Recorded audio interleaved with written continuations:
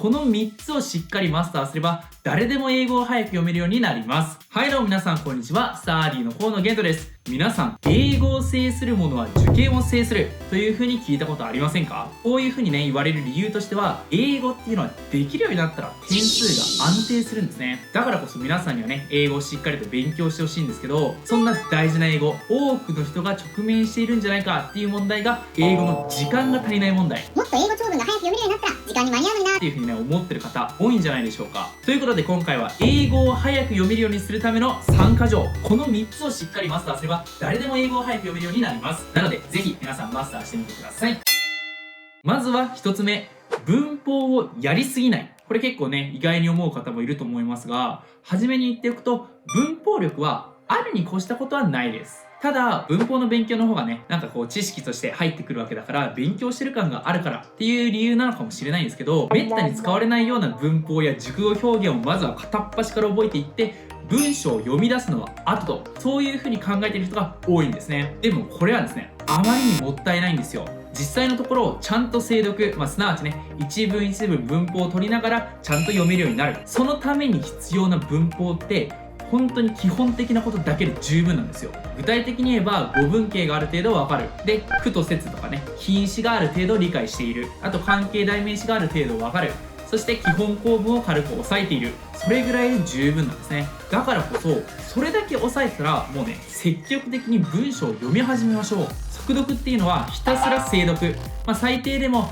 ある程度大まかには文構造を理解していく中で、それをね、積み重ねで身につくものなんですね。精読の練習量が速読に直結するというわけです。よくある勘違いとして、速読っていうものを答えに関係ありそうなところだけつまんでいくっていう小手先のテクニックっていう風に思ってる方も多いんですけど、それはですね、確かな基礎力の上で初めてできるようになることなので、まずはしっかりと精読をひたすらする。それが重要なんですね。そしてですね、知らない文法、構文が出てきたら、もうね、その都度調べれば OK ですし、なんなら生の文章で学んだ方が確実に身につきます。それでは2つ目のポイントは、単語力を強化する。何当たり前のこと言ってるんだってね、思う方もいると思いますが、これね、単純に単語を覚えろっていう風に言ってるわけではありません。これ超重要ね。例えば今から言う英文の意味を取ってみてください。I like to dance。こんなん誰もね、like が、好きで、ダンスが踊る。だから踊るのが好きなんだ。っていう風に訳さないよね。それはそれぞれの単語のイメージがもうすでにあるからであってね、like は好きでっていう風にそういうイメージがあるから、わざわざ日本語を返さなくても意味を取ることができるんですよ。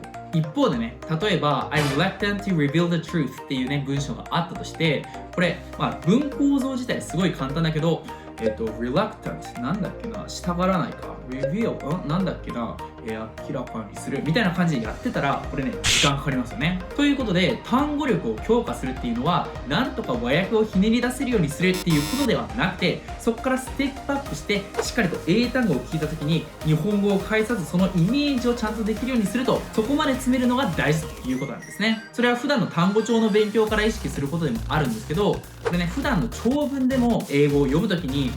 この単語のイメージはこういう感じだな、だからこの文はこういう風になるのかと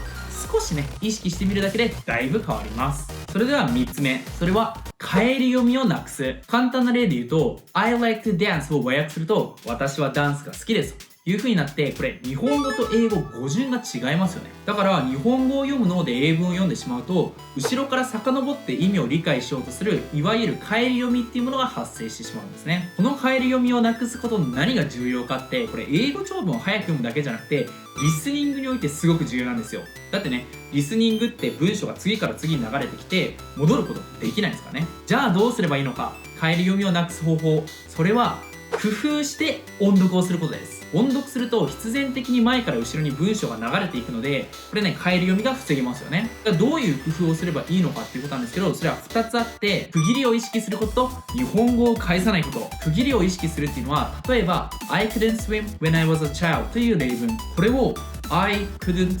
swim when I was a child みたいな感じで区切って読むんじゃなくて、ちゃんとね意味のまとまりで滑らかにつなげて読んでいく。I couldn't swim when I was a childっていう風にまとまりのあるところはしっかりと滑らかに音読していく、これが重要なんですね。そして音読しながらしっかりとその内容をイメージするということ、文章を読みながら私が泳げないイメージ、そして私が子供の頃のイメージっていうものを作る。その時に必ずね、日本語を返さないでイメージできるようにしましょう。そんなん難しいよ。と思ってる方ね、何回も何回も読んでれば気づいたらね、できるようになってるんですよ。だからこそその領域に達するぐらい一つ一つのね、英語長文に向き合ってほしいですし、それを続けていけたら英語の思考パターンが勝手に脳にね、刻まれるので英語脳になります。ということで今回英語を早く読むための3か条、文法をやりすぎない、単語力を強化する、そして帰り読みをなくす、この3つについて話してきたんですけど、実はね、もう一つあって、それはチャンネル登録、高評価、そしてこういう動画撮ってほしいよっていうものをコメントに残してください。よろしくお願いします。ということでまた次回の動画でお会いしましょう。